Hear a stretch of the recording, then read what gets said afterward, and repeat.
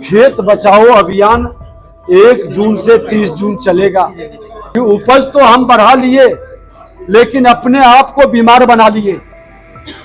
Hospital की संख्या बढ़ानी पड़ रही है। जितना हॉस्पिटल खुल रहा है बेड खाली मिल नहीं रहा। हम आयुर्वेदिक वातावरण बनाएं, प्रकृति के निकट जाएं, बीमारी मुक्त अपना धरती बनाएं, आने वाले पीढ़ी को एक नया उपहार दें। कृषि मंत्री बनने के बाद विजय सिन्हा लगातार एक्शन मोड में है। कृषि पदाधिकारियों के साथ लगातार बैठकें भी कर रहे। इसी दौरान आज एक बार फिर से मीठापुर अपने कार्यालय में विजय सिन्हा ने कृषि पदाधिकारियों के साथ बैठक की है। बैठक में कई बड़े निर्देश भी दिए हैं। आप ये पूरा वीडियो देखिए। अब कितना देर मुलाकात हुआ ये चर्चा का विषय नहीं। हम लोग कृषि विभाग की 2 दिवसीय कार्यक्रम था, वहाँ पर बैठक थी। उस बैठक में गए, माननीय प्रधानमंत्री जी से भी शिष्टाचार मुलाकात हुई, उनका मार्गदर्शन मिला। आज खेत बचाओ अभियान 1 जून से 30 जून चलेगा। इसमें सभी लोगों की भागीदारी हो। हम केमिकल मुक्त, फर्टिलाइजर मुक्त प्राकृतिक खेती की ओर बढ़ें।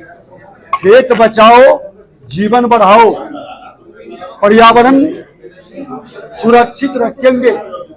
और इसके संदर्भ में हम आप सब महसूस कर रहे हैं कि उपज तो हम बढ़ा लिए लेकिन अपने आप को बीमार बना लिए। हॉस्पिटल की संख्या बढ़ानी पड़ रही है। जितना हॉस्पिटल खुल रहा है बेड खाली मिल नहीं रहा।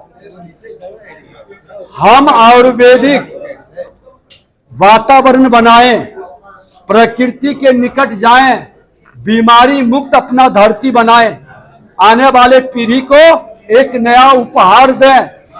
स्वस्थ भारत का ये अभियान चलाएं। उस अभियान का आज श्री गणेश हमने किया है, जिसमें कम से कम फर्टिलाइजर हर लोगों से, देश के माननीय प्रधानमंत्री नरेंद्र मोदी जी का जो संकल्प है, जो सपना है, देश के कृषि मंत्री जी का जो अभियान है, हम सब बिहारी मां भारती के संतान इस अभियान को पर्यावरण के लिए, आने वाले भावी पीढ़ी के लिए, 21वीं सदी का भारत के लिए हम खेत बचाने का अभियान में सम्मिलित हों।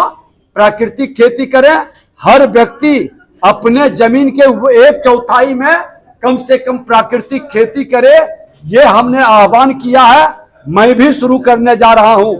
हर लोगों से निवेदन किया है कि इस पर राजनीति नहीं, क्योंकि ये आपके स्वास्थ्य से जुड़ा है, आपके परिवार से जुड़ा है, आपके समाज से जुड़ा है, अपना बिहार से जुड़ा है।